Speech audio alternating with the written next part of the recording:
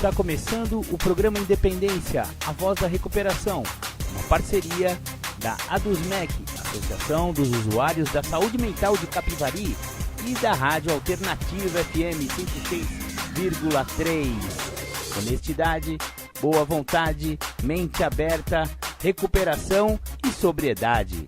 Com vocês, Marco Melo.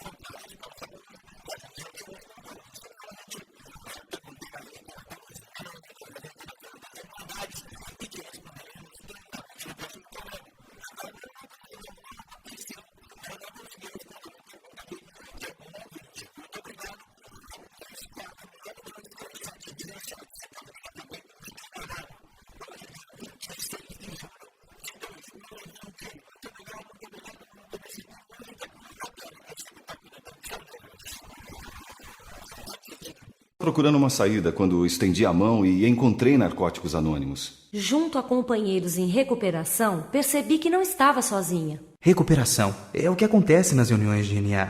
É possível parar de usar drogas. Procure Narcóticos Anônimos. Nós podemos ajudar.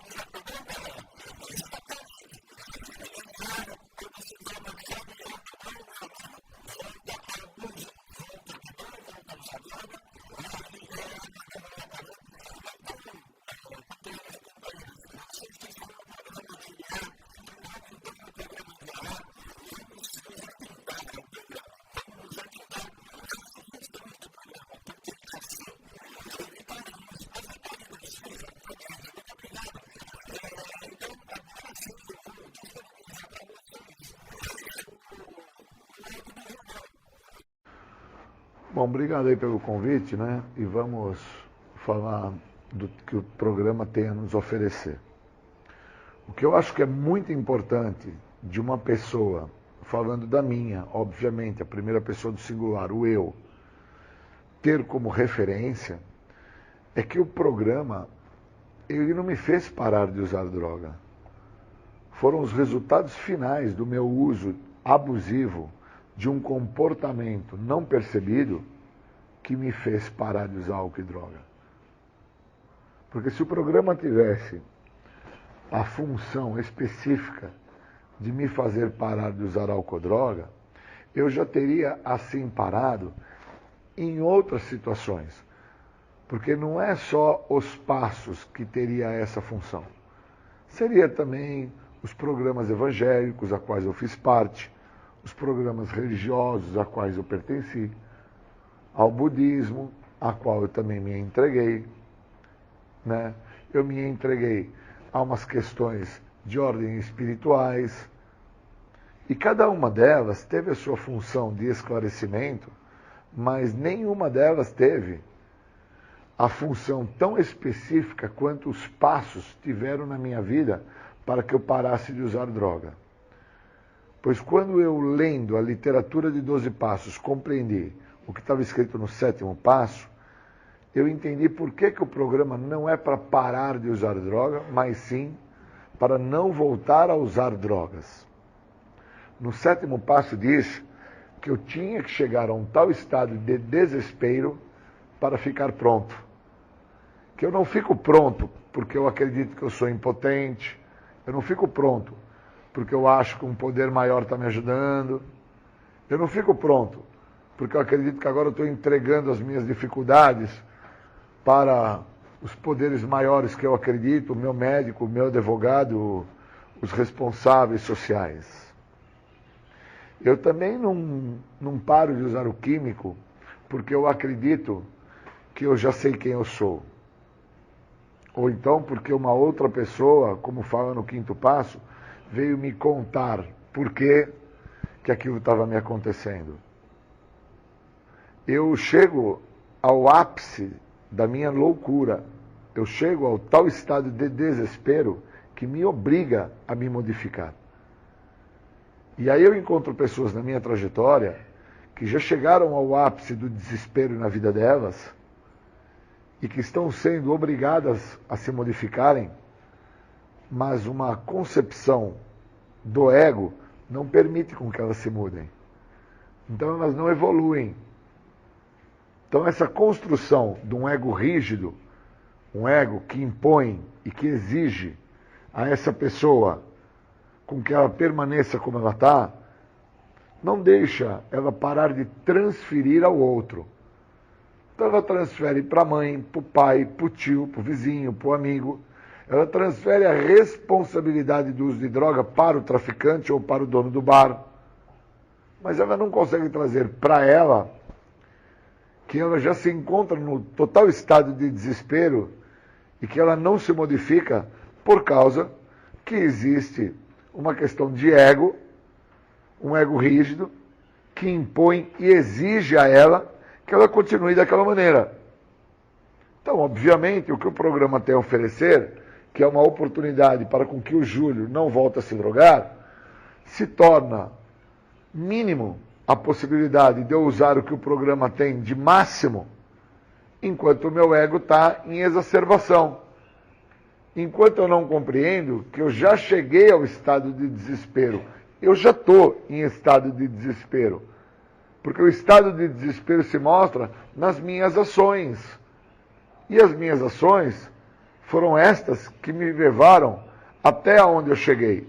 E até onde eu cheguei não foi aos problemas sociais, de perda de relacionamento amoroso, não foi a questões de ordem financeira, que eu acabei trazendo para mim inúmeros problemas financeiros. Eu cheguei a um tal estado de desespero para com a pessoa que eu sou, que o único caminho que eu encontrei foi usar álcool e drogas. Porque todos os outros caminhos que eu também acabei percorrendo na minha trajetória, para até mesmo deter esta questão do uso de álcool e droga, que já era o resultado final da minha doença, já era o tal estado de desespero que eu cheguei, que eu falei no início da minha narrativa sobre as questões espirituais, evangélicas, kardecistas, do Buda, judaicas. Então, nenhuma dessas foi o suficiente para me fazer entender o tal estado do desespero. Quem me fez entender o tal estado do desespero foi uma manifestação do ego das pessoas que eu encontrei na minha trajetória dentro do grupo, onde muitas delas vinham com o uso de álcool e de droga por inúmeros anos, por repetidas vezes, fazendo as mesmas coisas, tendo os mesmos problemas, até esperavam resultados diferentes, mas não tinham. Muito do que elas falavam era plausível, mas era inverídico. E, obviamente, ao estar junto com essas pessoas, eu me dei a chance de fazer uma escuta e compreender que as mesmas já se encontravam no estado de desespero, as mesmas já estavam tão comprometidas ou até mais comprometidas do que a minha pessoa, só que a vantagem cabia para o meu lado desta vez. Porque eu não me via mais no mínimo. Eu já me enxergava no máximo da possibilidade de me recuperar através do programa. E elas davam o mínimo do que teria que ser máximo por parte delas, para que o programa viesse a funcionar para elas, como já estava assim funcionando para outros.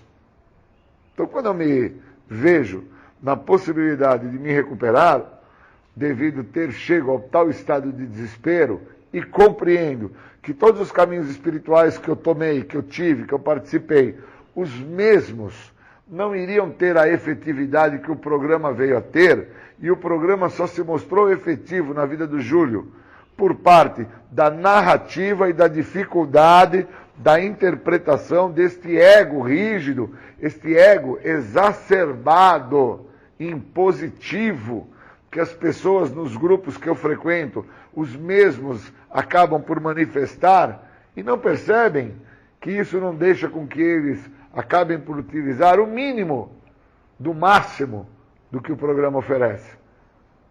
Por causa que uma vez o ego estando em evidência, estando em primeiro plano, todo o resto vem em segundo plano, então não tem mudança. O que tem é um ego exacerbado que exige, impõe e me cobra para que daquela maneira eu consiga dar certo. E na verdade eu não estou dando certo. E o que mostra que eu não estou dando certo é que eu tive que chegar a um tal estado de desespero na minha vida. E esse estado de desespero foi quando eu tive o contato com o uso da substância. Porque até aquele momento, o que já se manifestava em evidência, em exigência e em imposição na minha vida, mesmo eu sendo uma criança, já era o meu total egocentrismo.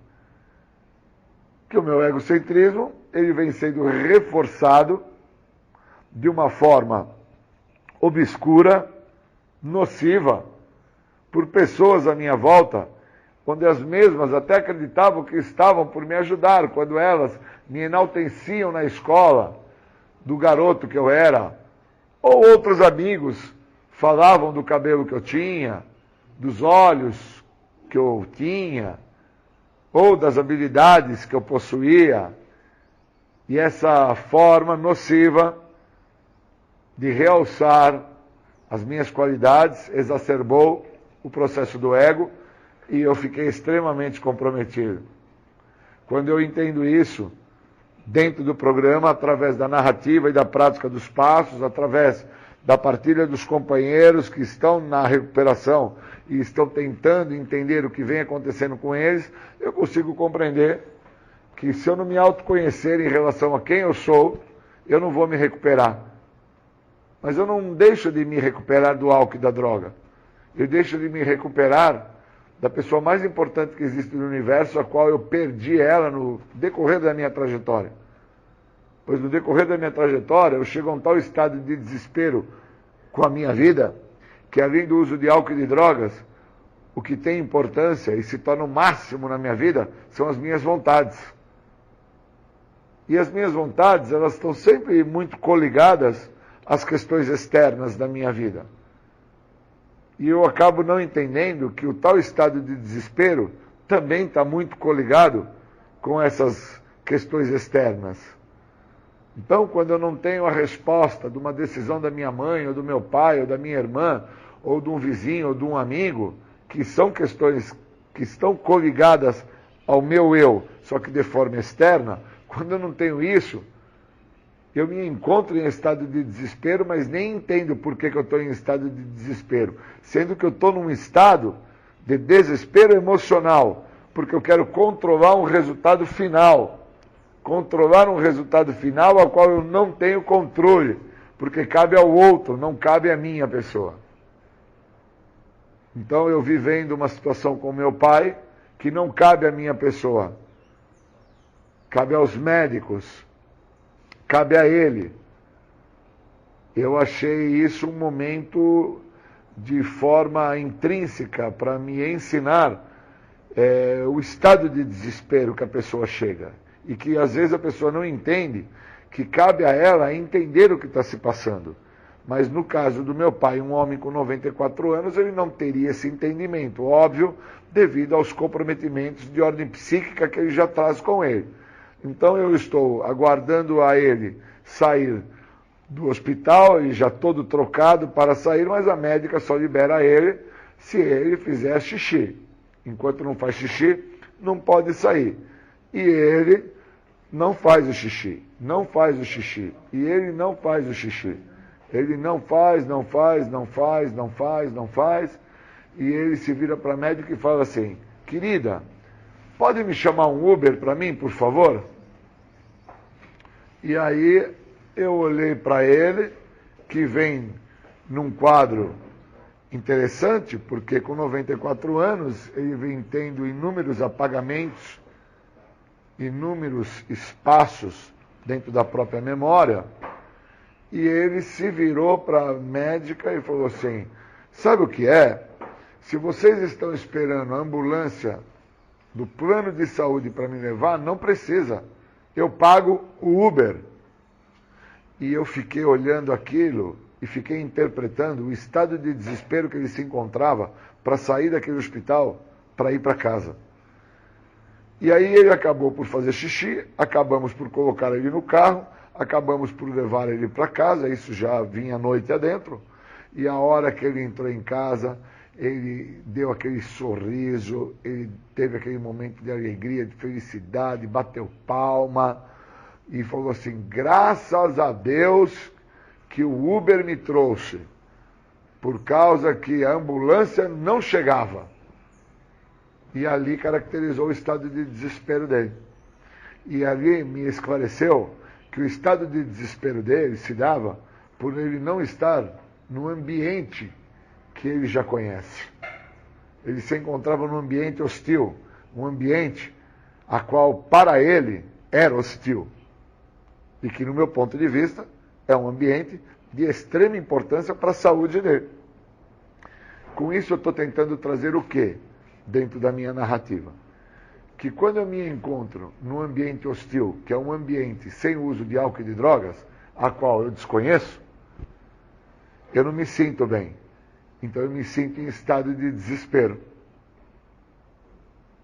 Quando eu me encontro num ambiente a qual eu já conheço, que é um ambiente nocivo e que me compromete a chegar ao estado de desespero, que seja no bar, seja no meu local de uso de drogas, seja na favela, eu não tenho o estado de desespero. Eu tenho um ambiente a qual eu reconheço que ali é legal, que ali é bom. Por isso eu tenho que compreender aonde se encontra o meu estado de desespero. Se encontra em, neste momento, estar sem o uso do químico, ou o meu estado de desespero se encontra quando eu estou no uso do químico. Se eu não tenho um esclarecimento, e eu não tenho o autoconhecimento sobre quem eu sou não vai desfrutar do máximo do programa. Eu fico desfrutando do mínimo. E o mínimo do programa é você estar só sem usar droga. E só sem usar droga não funciona. Só estar sem beber o álcool não funciona. Eu preciso viver através do máximo do programa. Saber quem eu sou, de onde eu vim, aonde eu cheguei, aonde eu vou com o que o programa tem a oferecer. Não posso me permitir, num dia de sol, um dia de luz, de vida, acreditar que ter uma dor na perna, uma dor no pé, uma dor nas costas, seja um motivo plausível para não se ir trabalhar, não se acordar, não se ter vida. Pois num dia anterior, eu tenho um jogo de futebol, onde eu grito, eu pulo, eu bato palma, e no dia posterior, eu me encontro num estado de desespero, porque eu reconheço onde eu estou. É dentro desse parâmetro que eu preciso saber quem eu sou. Porque senão, aonde eu me encontro, eu não entendo a importância do local. Por isso que eu trouxe a narrativa do meu velho, um ser de 94 anos, extremamente culto, extremamente maravilhoso, que ali eu entendi que ele não consegue reconhecer a importância que aquele hospital teve na vida dele. Que fez uma cirurgia, que pôs um marca-passo, que fez com que ele estivesse dentro de um estado de saúde melhor. Então, o que aquele local representa para ele? Representa um estado de desespero. Representa uma situação nociva, que compromete ele. Agora, quando ele está em casa, que é dentro de um ambiente onde ele já acredita ter o controle, que ele sabe como ele funciona, ele bate palma, fica feliz, fica alegre. Eu preciso ter esse fator de reconhecimento. Senão eu não entendo o que está se passando dentro de mim. Por que está me fazendo falta o outro? Por que me faz falta pessoas, lugares e coisas? A literatura dos anônimos deixa claro que eu só consigo me recuperar quando eu entender quem eu sou. Enquanto eu não compreender quem eu sou, isso que sou não deixa de existir, não se modifica, e eu fico sofrendo do estado de desespero. Queria agradecer muito ao dia, ao momento que eu estou passando, ao que o programa tem me esclarecido sobre a possibilidade de saber quem eu sou. Obrigado.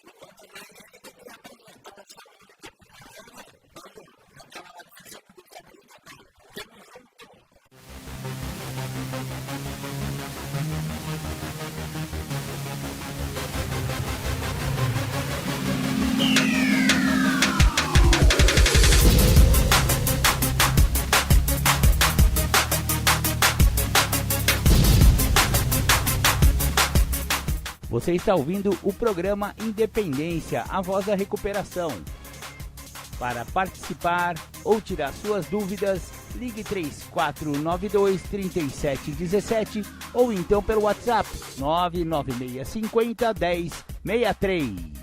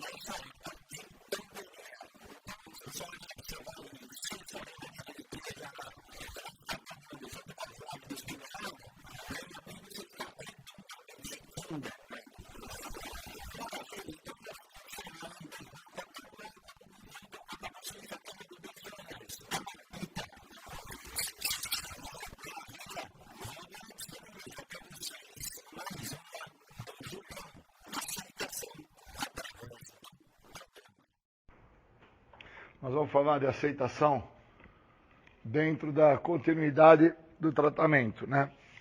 Pessoas que aprendem dentro do processo de recuperação, que recuperar-se não é só parar de usar droga, elas têm uma grande chance de entender que na continuidade do tratamento, alguns valores o tratamento vai te oferecer. E esses valores são princípios espirituais que, dentro da programação dos 12 passos, quando te é oferecido, de alguma forma você vai acabar por usar em algum determinado momento. Então eu quero falar um pouco sobre o valor da aceitação, porque a prática do programa no folheto, que é uma parte da nossa literatura de 12 passos, fala que autoaceitação é a prática do programa de 12 passos. Então uma pessoa, ela passa a aceitar as circunstâncias e as adversidades da vida quando ela tem conhecimento dos passos. Ela não passa a aceitar por causa que ela está numa situação onde ela vai ter que aceitar, porque não tem saída, assim dizendo. Ela aceita a situação que está se apresentando quando ela tem a prática do programa dos passos, quando ela já teve uma leitura, fez uma releitura, teve um entendimento de cada passo que ela leu, releu, discutiu, partilhou, escutou a narrativa, outras pessoas falarem a respeito. Então, uma pessoa que tem esse grau de aprofundamento dentro dos passos, ele tem uma tendência para com que os princípios que existam dentro dos próprios passos, que fazem parte do programa de recuperação de 12 passos de Narcóticos Anônimos e também de Alcoólicos Anônimos, possa vir ajudar ele num momento difícil. Momento esse que eu posso trazer dentro dessa narrativa, um que eu estou passando. Eu tenho uma pessoa na minha família, um senhor de 94 anos, que está adoecido, não está bem, está com um problema respiratório, está trazendo aí dentro dessa condição que nós estamos passando hoje, que é a questão da Covid. Ele pode muito bem ter pego o vírus da Covid, independente dele entrar ou sair dentro de casa, também tem isso, porque a ciência traz essas explicações. Então, às vezes, uma pessoa que não tem interpretação sobre nesse sentido, né? O que a ciência está me falando, essa pessoa, muitas das vezes, quando ela se bate de frente com uma situação de saúde que é por parte de um ente querido, ela pode sofrer da falta de aceitação. Se ela tiver os princípios do programa inserido na vida dela, ela tem uma grande chance de lidar com aquela situação, que é uma adversidade, não deixa de ser um momento conflitante na vida da pessoa. Ela tem uma possibilidade naquele momento de lidar com aquilo com sabedoria. Então, no meu caso, o meu pai, com 94 anos, ele se apresentou doente, precisou ir para o hospital, todo um processo que está sendo gerado e está sendo, de uma certa forma, executado pelas pessoas que estão à volta dele, dando esse amparo a ele. Se eu não tivesse a prática do programa, se eu não tivesse a leitura dos passos, se eu não tivesse entendimento que estar em recuperação é um processo de continuidade, eu não iria ter o entendimento a qual eu tenho que aceitar. Eu não posso trazer para a minha pessoa a ideia de que as minhas irmãs são responsáveis, ou que um vizinho que foi visitar ele se tornou responsável por ele estar agora com problema respiratório, que pode vir a dar positivo no Covid também. Eu tenho que ter aceitação em relação a um fator até mesmo que a ciência já determinou e já mostrou que é real. Que uma pessoa pode se contaminar do vírus do Covid, independente dela ter tido contato físico ou dentro do espaço que as mesmas convivem. Porque o vírus, ele, dentro de uma possibilidade onde ele tem como meio de locomoção, que é o nosso próprio ar, o vento, o oxigênio que respiramos, ele faz parte. Então, a hora que eu recebi a notícia, naquele momento me veio a ideia assim, aquelas minhas irmãs, puxa vida, elas não tomaram a devida precaução, não mantiveram-se longe do papai. Passado uns 20, 30 minutos, pensando no programa, pensando e interpretando, né? Como seria a minha estadia ao lado dele? Eu tomaria as mesmas precauções que eu tomo para com as pessoas que eu convivo todos os dias, 24 horas? E aí eu dei um passo para trás e entendi que o que estava me faltando naquele momento era aceitação. Como é que eu percebi que eu fiquei abalado pela notícia? Porque se eu sou portador da diabetes, e no primeiro momento eu tive a possibilidade de comer um pedaço de quebra-queixo, que é feito com açúcar puro, é glicose pura. Para um diabético aquilo é veneno puro. E a hora que eu vi o pedaço de doce, a minha primeira manifestação foi pegar o doce e já pôr na boca. Quando eu pus o doce na boca, eu senti a sensação de prazer, de alívio. Naquele segundo, anulou toda a dor e sofrimento que eu estava sentindo em relação ao papai que está no hospital e a ideia da raiva e do ódio que estava sendo construída pela minha má interpretação, a minha falta de aceitação em relação à ideia de que, por qual motivo, no papai chegaria o Covid? Por que não chega no papai do vizinho? Por que não chega na mamãe do vizinho? Por que tem que ser no meu papai? E ali eu entendi o que o programa tem para me oferecer. O programa me oferece a libertação desse pensamento. Quando eu interpreto que naquele momento, o que estava manifestado no Júlio era a falta de aceitação de algo que a própria ciência já determinou, já falou, já refalou, já mostrou em áudio, já mostrou na mídia, já mostrou que é real, que é verdadeiro, que é existencial. Que nós estamos em quadro de pandemia e que, independente de todos os métodos usados para prevenção, somos aptos, candidatos, a sermos nossos próprios algozes. Então, quando eu entendi esse processo, eu aceitei a situação. Aí eu me acalmei. E aí, na sequência, um sobrinho que eu tenho, a qual eu não tenho muito elo de relacionamento afetivo com ele, que é filho do meu irmão, uma pessoa que faz uso de outras substâncias, tem como o álcool o seu problema maior instalado na vida, a qual ele não reconhece como problema maior. Ele acredita que os seus problemas maiores estão muito associados a questões de não ter a casa, não ter o carro, não ter o dinheiro, perder o emprego. E eu interpreto claramente que os problemas que acontecem na história de vida dele são decorrentes da adicção dele, de uma escolha de vida dentro do uso abusivo de substâncias químicas, onde inclui o álcool também na vida dele.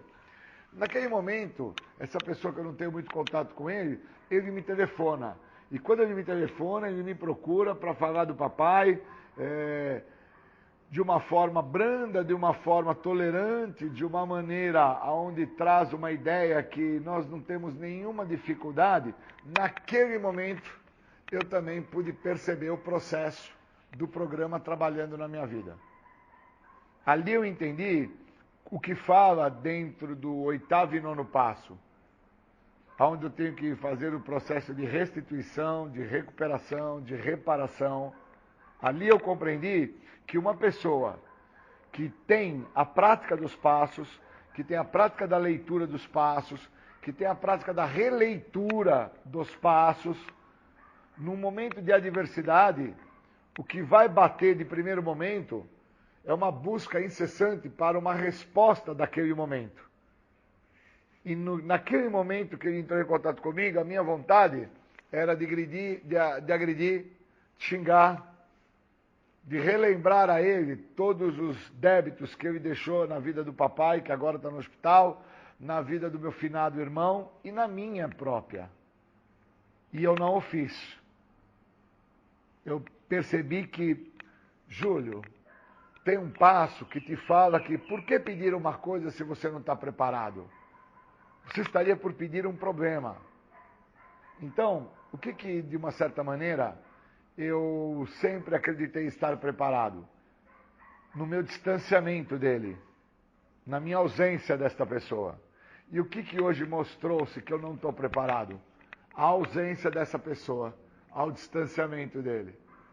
Porque ao momento que ele me liga, ele me traz um sentimento de repulsa, ele me traz um sentimento de raiva, ele me traz um sentimento de mágoa, aonde o que pesa naquele momento são todas as mazelas que foram criadas por ele em relação ao papai que está no hospital, ao meu irmão que entrou em óbito e à minha pessoa.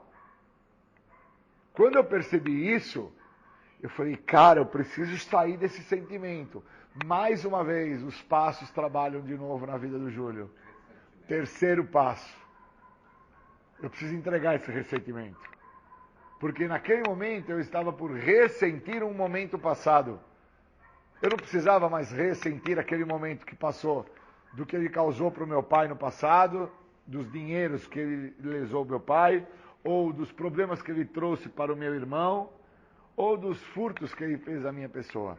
Eu não preciso, neste momento que eu estou agora, no presente, no hoje, no agora, ficar ressentindo aquilo. Não preciso. E para que eu não venha a ressentir aquilo, eu preciso ter passo, eu preciso ter programa. Olha que bacana. E aí o terceiro passo me dá essa condição de entregar aquilo de dentro para fora, como fala no terceiro passo. Um trabalho intrínseco, de dentro para fora. E aí eu comecei a me sentir melhor. E aí eu, no carro, dirigindo para o local ao qual eu estava me direcionando, interpretei que a perda do meu senso crítico, a minha perda de senso de limite, é a minha loucura. Então eu tenho que entender que eu tenho senso crítico. Eu sei que ele me lesou, eu sei que ele se apropriou do papai, eu sei que ele se apropriou do meu irmão quando vivo. Eu tenho senso crítico para interpretar isso. E que neste momento, a perda desse senso crítico é o meu estado de loucura. O que adiantaria brigar, xingar, espernear, maltratar, humilhar, trazer a ele dor e sofrimento? Porque na realidade eu não trago a ele, eu trago a minha pessoa. E aí, mais uma vez, eu dentro do carro dirigindo, falei, cara, tem que se pôr fraco, tem que admitir que você é impotente, que você não tem controle, que as coisas não funcionam da sua maneira, não é do seu jeito, Júlio. Agora é um momento de prece e meditação. Agora é um momento, Júlio, que fala no programa. Você tem que entender onde reside a sua verdadeira força. Isso fala no 11º passo. E aí eu entendi onde reside a minha verdadeira força. Reside no equilíbrio emocional. Uma pessoa sem equilíbrio emocional, ela teria se reportado a esta pessoa de uma forma brusca, intolerante, impulsiva, e só iria perceber que essa forma brusca, intolerante e impulsiva foi uma manifestação do ego, foi uma manifestação do que eu acredito que me pertence. E, na verdade, não me pertencia nada. Porque muitas vezes aquilo que eu acho que eu tenho de direito, eu não tenho, pois não me pertence. Só que quando eu estou sobre o efeito da doença, dominado pelas características desta doença, que de bate pronto ela já se mostra compulsiva e obsessiva, a minha obsessão, que é uma questão de ordem psíquica, mental, fica me fazendo relembrar, ressentir, fica me fazendo pensar continuadas vezes naquilo que se passou, que é um momento que já ficou para trás. Por isso, se eu fico focando, tendo ressentimento desse jovem, eu não dou margem para entender o que está acontecendo com um senhor de idade de 94 anos neste momento. Eu fico vinculado a uma expectativa que eu crio, que este vagabundo, aonde eu vou dar nomes a ele, que são nomes que eu acredito que por dar esses... eu estou favorecendo, melhorando, eu estou ajudando, E na verdade eu estou corrompendo, eu estou comprometendo, eu estou me impedindo de entender que o mesmo tem inúmeros outros problemas e que precisam ser tratados. Então eu vinha me dirigindo até o local que eu me predispus a chegar e fui fazendo uma reflexão sobre o programa e fui fazendo uma busca de aprofundamento sobre o processo da aceitação. E aí eu me relembrei que no folheto autoaceitação, lá determina que a autoaceitação a um nível mais profundo é a prática do programa dos 12 passos. E aí eu pude entender que eu comecei a aceitar uma possibilidade, até mesmo da vinda, da perda do meu pai na minha vida, por parte de uma epidemia que hoje já se mostra num quadro de uma pandemia no mundo, que não cabe a responsabilidade às minhas irmãs, não cabe a responsabilidade à minha pessoa, não cabe a responsabilidade ao governo. Olha que interessante. Mas cabe à minha pessoa a responsabilidade em não trazer maiores problemas neste momento para os demais à minha volta.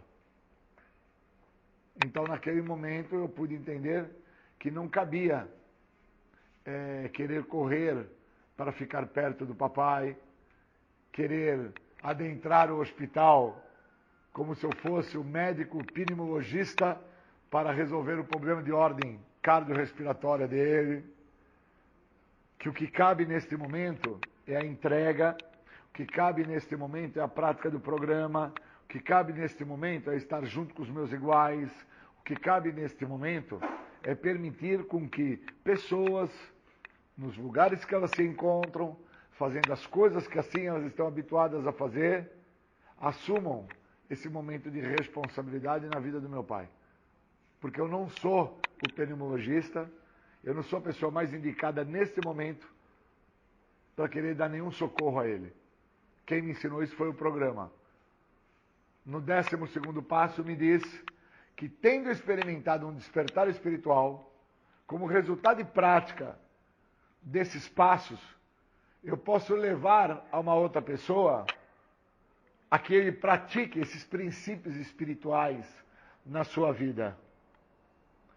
E ouvindo, escutando outras pessoas falarem comigo, desde o momento que eu contei como estava a saúde do papai, todos eles, assim, 99 pessoas de todos, falaram a mesma coisa. Agora é o momento da prática da entrega, Júlio. Agora é o momento aonde você vai fazer a entrega. Uns falaram, você não é um médico pneumologista. O outro falou para mim, você não tem controle. O outro falou para mim, lembre-se, você é impotente. Então, cada narrativa dessas pessoas em recuperação construiu a aceitação para o momento que eu estou passando. Então, eu queria agradecer, deixar claro que o programa é um trabalho de continuidade. Uma pessoa não entra em recuperação porque ela parou de usar droga. Ela entra em recuperação quando ela der continuidade ao que o programa oferece. E foi isso que eu fiz. Eu dei continuidade através do pedido de ajuda, através da escuta rica que eu fiz quando meu padrinho falou comigo e amigos mais próximos falaram comigo, quando eu me permitia entender que eu não tenho controle, que eu não tenho a formação acadêmica do pneumo, que eu não sou o clínico, nem o geriatra. Tudo isso fundamentou o meu equilíbrio emocional. Queria agradecer e bons momentos.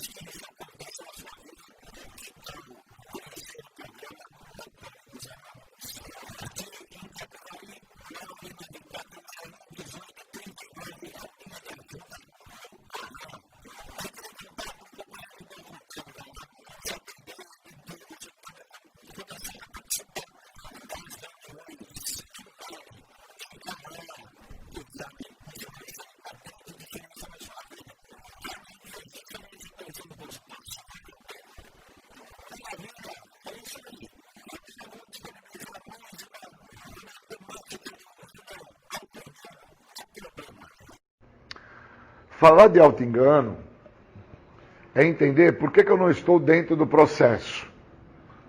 Qual é o processo que o programa de recuperação dos anônimos me oferece? Ele me oferece a libertação da doença da adicção, um segredo que sempre me escapou. Qual é este segredo? É parar com o uso do álcool e das drogas? Não. É o segredo de vir a entender e compreender por qual motivo que eu faço uso de álcool e droga. Esse é o segredo. Parar de usar álcool e drogas é um dos requisitos do programa. Mas o segredo a qual o programa me diz que ele vai me ajudar a me libertar é em relação à minha maneira de pensar, minha forma de agir, meu jeito de ser. Então, quando eu, Júlio, estou por sofrer de auto-engano, enquanto eu me encontrava sem entender o que o programa tinha para me oferecer. Porque eu ficava no auto-engano de acreditar que o que me causava mal era usar álcool e era usar drogas. Sendo que, na realidade, se me causasse mal, eu tinha parado na primeira instância. Eu não tinha me estendido por 20 anos de uso. Desde a minha pequenina identidade com 11 anos de idade até a minha maioridade, quando eu me encontro com mais de 30 para deter a doença. Então, como eu sofria de um auto-engano instalado em relação que na minha história pessoal de vida, o meu pai é que era ruim, a minha mãe que era ruim, a professora que era ruim, o outro era sempre o ruim, eu nunca tinha conseguido entender que o algoz de todas as situações sou eu. Então eu sofro de um auto-engano em relação a transferir responsabilidades pessoais para os outros. E quando eu interpreto isso? Quando o programa me faz entender que a primeira pessoa do singular é a pessoa que tem que se recuperar. Não é meu pai, não é minha mãe, não é os professores. Porque na nossa literatura dos anônimos diz que não foram as drogas que nos causaram problema. Não foi os nossos comportamentos que nos causaram problema. Eu sou adicto da doença da adicção. Então é a doença da adicção que me causa um problema maior e que me faz sofrer de um dos sintomas desta doença, que dentro do primeiro passo, além do auto-engano que eu já trago comigo da minha existencialidade, lá fala das minhas justificações, da minha racionalização, da minha desconfiança dos outros, da minha culpa, da minha vergonha, do meu desleixo. Então eu tenho que sacar. Cara, quando que o Júlio está dentro do processo do auto-engano? Quando ele não está dentro do processo de recuperação. Caramba, então é uma coisa tão simples assim, Júlio? Sim, é simples, mas é complexo. Poxa, então é tão complexo que se você não conhece a ti mesmo, você não conhece a Deus? Sim. Por isso que dentro das passagens bíblicas, Jesus, ele não escolheu os seus apóstolos por serem politicamente corretos. Ele escolheu os seus apóstolos pela capacidade de amar que eles traziam com eles. E muitas das vezes, quando nós nos deparamos com o processo do auto-engano, nós acabamos fazendo uma contra-transferência, que é um desejo imaturo de ser feliz, em relação ao que nós estamos por escolher para sermos felizes ao lado do outro. E aí, no auto-engano, nós acabamos por olhar ao outro, esperando e acreditando que o outro vai nos suprir com algo que nós desejamos, e isso nada mais é do que um auto-engano em relação à personalidade do outro. Pois o outro tem um poder de amar, o outro tem um poder de me acalentar, de me acolher, a qual eu estou dentro do auto-engano, não vendo isso, mas buscando enxergar o que o outro vai me dar em questões de ordem financeira, em questões de ordem material. E se eu não tenho essa interpretação, mais uma vez, como fala nas Escrituras, você quer se conhecer a si mesmo? Você quer conhecer a Deus? Conhece-te, olha-te. Então, quando eu não me olho, eu estou dentro do auto-engano, por causa que eu não estou vendo quem eu sou. E aí, isso que eu sou não deixa de existir e eu não me modifico. Então, eu tenho que sacar, caramba, se eu estou em busca de conhecer a quem eu sou, eu tenho que interpretar os meus defeitos, as minhas falhas, as minhas prevaricações. Se eu não estou dentro disso, eu estou, como fala na literatura, dentro do auto-engano da doença, porque eu estou por justificar, racionalizar, estou por transferir, estou por colocar a culpa no outro, acreditando e falando e narrando uma série de situações plausíveis, mas que são inverídicas. Porque a literatura deixa isso claro. Aonde? Dentro da onde eu me encontro. Eu me encontro numa literatura, eu me encontro num programa de tratamento, aonde o programa deixa claro que eu sofro de uma doença essa que trabalha dentro de um tríade, que dentro da minha maneira de pensar, na minha forma de agir, no meu jeito de ser, ela traz consigo 11 sintomas, que são sinais. Eu preciso entender que o menor de todos os sinais é a negação. Então eu estou dentro do auto-engano em relação às justificativas, às racionalizações, às desconfianças que eu tenho do outro. E o auto-engano, ele me coloca de frente com o tratamento. Ou eu uso o que o tratamento tem para me oferecer, ou eu fico sofrendo dentro do auto-engano, tomando como parâmetros a doença da adicção. Então a doença, ela exerce uma força para com que eu continue a me enganar em relação ao que é estar em recuperação. E esta força, ela se mostra aonde? Nas minhas ações, nas minhas atitudes, no meu comportamento, na minha maneira de agir, na minha forma de pensar, no meu modo de falar. Então, às vezes, eu me encontro dentro do grupo anônimo e estou sofrendo do auto-engano em acreditar que eu estou em recuperação só porque eu estou dentro do grupo. E, na realidade, eu estou ali dentro do grupo e eu não gostaria de estar dentro do grupo. Eu estou me auto-enganando em acreditar que, ao ficar dentro do grupo, eu vou me recuperar. Só que os sentimentos que me cabem de raiva, rancor, remorso, ira, ódio, estão comigo. E eu estou por me enganar em acreditar que porque eu estou dentro do grupo, eu estou por me recuperar. Só que eu preciso me recuperar dos sintomas desta doença. Eu preciso me recuperar dentro dos tipos de sinais que esta doença me manifesta e me mostra. Ou eu me recupero na totalidade através do que o programa me oferece, ou eu fico dentro da superficialidade de crenças pré-estabelecidas que eu recebi na minha infância, que meu pai e minha mãe falavam, que uma pessoa que usa álcool e droga está comprometida à loucura, que quem é bonito é magro, feio é gordo, quem é ladrão é preto, quem está bem na vida é branco. Aquele que trabalha vai ter sucesso e o cara que é vagabundo vai ter fracasso. Se eu estiver preso dentro desses parâmetros pré-estabelecidos, eu estou dentro do auto-engano da realidade. Nós temos presidentes que são negros. Nós temos mulheres lindas que são gordas.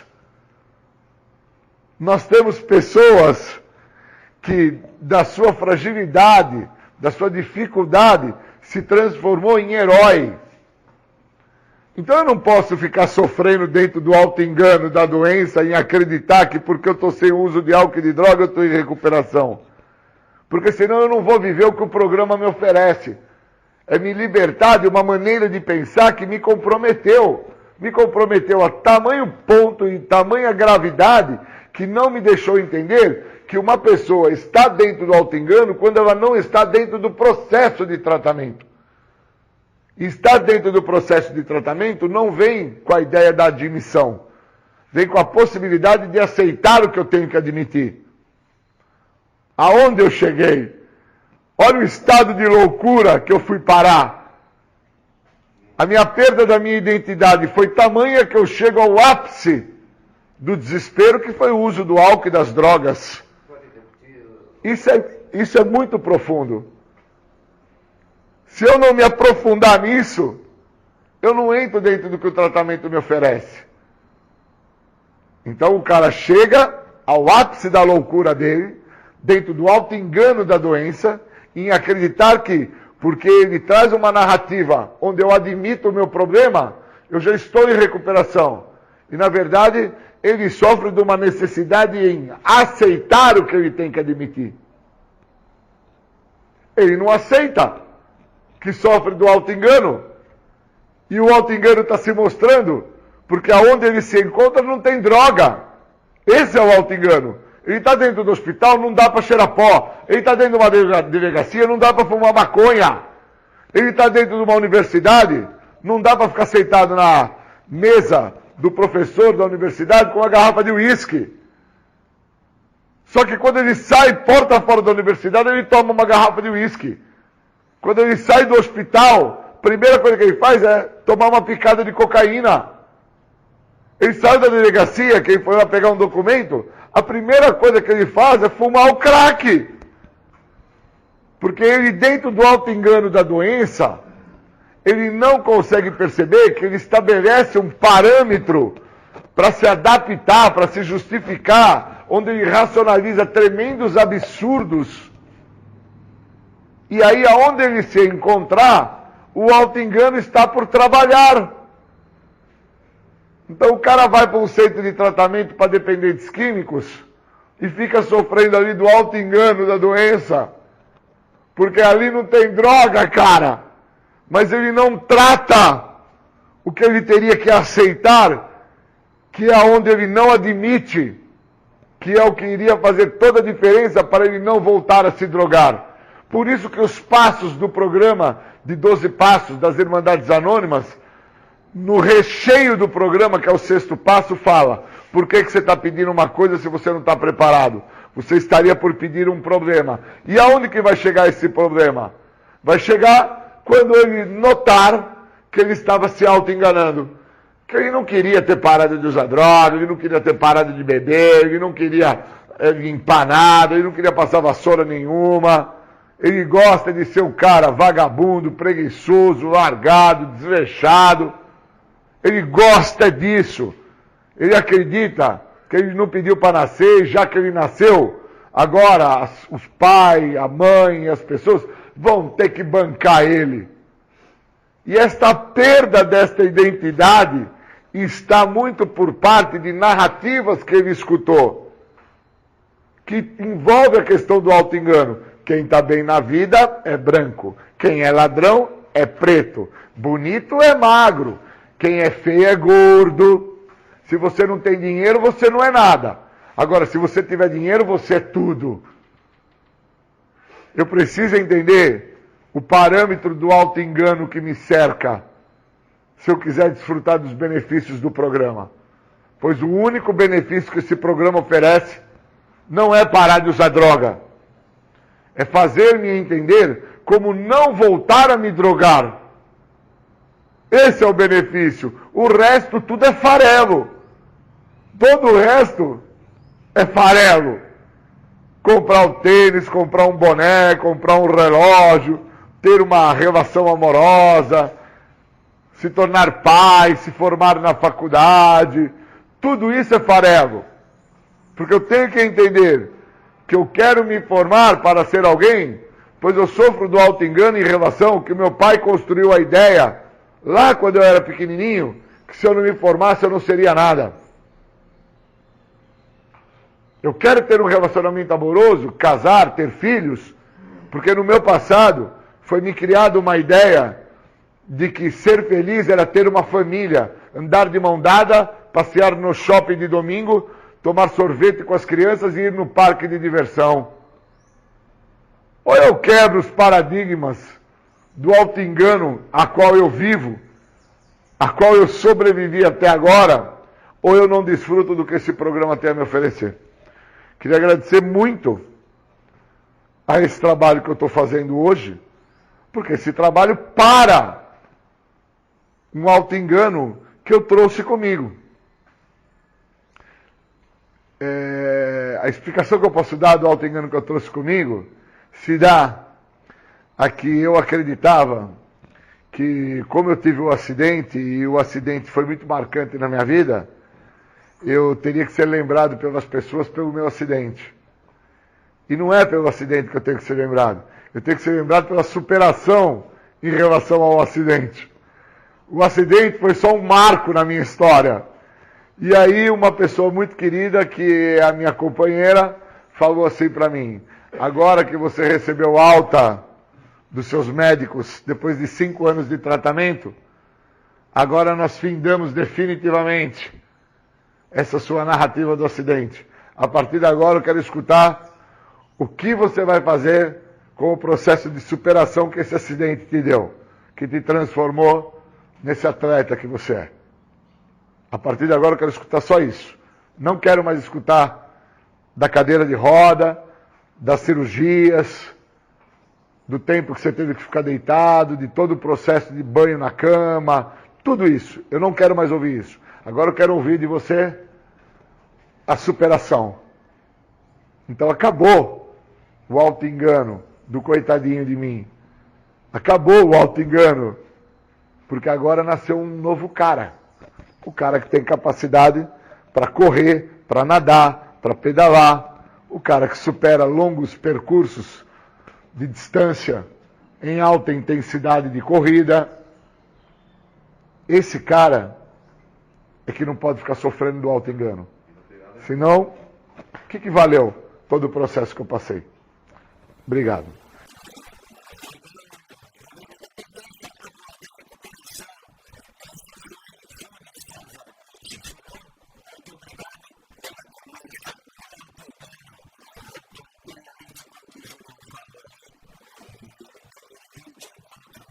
O que acreditamos aqui no programa Independência. Maravilha, legal. Deixa eu falar para vocês sobre o alcoolismo e a Covid, mais um pedacinho aqui. A quarentena associada à pandemia pela Covid-19 origina uma série de riscos para a saúde mental, dentre eles o transtorno por uso de álcool. Aumento da tentação. O uso de álcool em gel ou líquido associado à ansiedade e ao medo de se contaminar acentua o desejo de beber bebidas alcoólicas, provocando recaída dos sintomas. Observa-se também uma alteração do comportamento familiar devido ao aumento da convivência mais intensa e mais frequente com o usuário de álcool. Os domicílios, muitas vezes pequenos, com pouca privacidade, geram aumento do risco de violência doméstica, destacando-se aqui o aumento dos índices de feminicídio. As medidas restritivas de circulação tendem a desencadear o aumento do consumo de bebidas alcoólicas. Pode virar dependência. Pessoas que bebem mais álcool durante o isolamento social poderão manter esse hábito e, ao longo prazo, transformarem-se em dependentes. Para aqueles que tiverem um padrão de consumo moderado, a alteração na rotina pode intensificar o uso. Dessa forma, situações de estresse devido ao confinamento, medo de contágio e da morte podem gerar uma série de sintomas psiquiátricos, tornando a situação angustiante, causando sofrimento e difícil adaptação, e ainda favorecendo o uso de substâncias, dentre elas o álcool. Para as pessoas que apresentam transtorno por uso de álcool, existem preocupações adicionais, as de que alguns usuários de bebidas alcoólicas possam apresentar sintomas sérios de abstinência, caso interrompam ou reduzam o consumo de álcool. Aumenta a chance de desenvolver a Covid.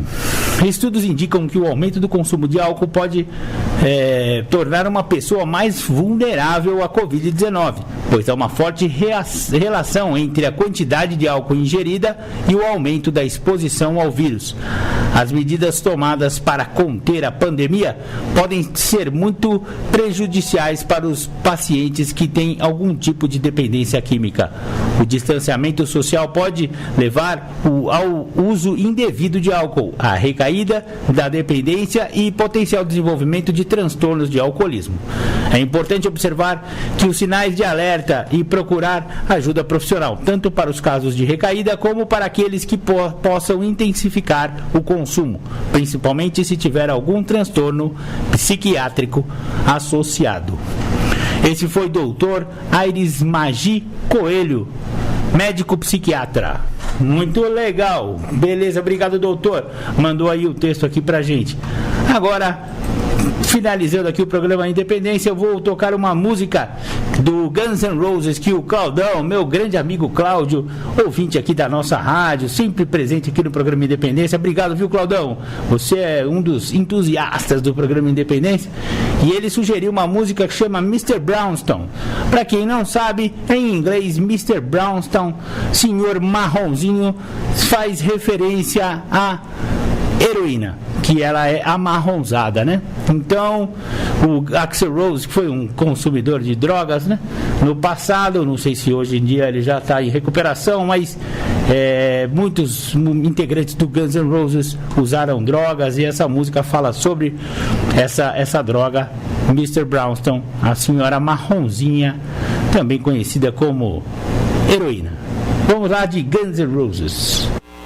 Beleza, esse foi Guns N' Roses, Mr. Brownstone. Só para vocês terem uma ideia mais ou menos do que ele fala nessa música aí, é que ele acorda por volta das 7, sai da cama por volta das 9, vai falando de uma rotina meio bem derrotada, né? Vai no show e não sei o que, pega o ônibus, né? E ele tem curtido usar heroína. Ela é um saco, ela não nos deixa em paz. Não, ela não me deixa em paz. Eu costumava usar um pouco, mas um pouco não dava mais. Então, o pouco foi aumentando mais e mais. Eu só tentava ficar um pouco melhor do que antes. Mas ele não consegue parar e ele vai usando, o negócio vai aumentando e a música inteira vai aumentando o seu ritmo, né? E a melodia vai acompanhando essa paranoia. Dá pra ver que o cara tá na noia, né? Então no final ele fala que nós temos cuidados curtido usar heroína, mas ela não nos deixa em paz, aí ele fala que tá sufocado por esse vício, tá ficando louco e gostaria de nunca ter tido, né? Nunca ter sido apresentada para Mr. Brownstone, para o senhor marronzinho, que é a heroína. Isso aí é um pouquinho de cultura aqui do rock and roll do programa Independência. Muito legal, muito obrigado pela participação de todos aí, obrigado pelas perguntas, obrigado, Claudão, pela sugestão aí da música. Legal, é isso aí, fiquem com Deus, daqui a pouco Tardes Sônicas.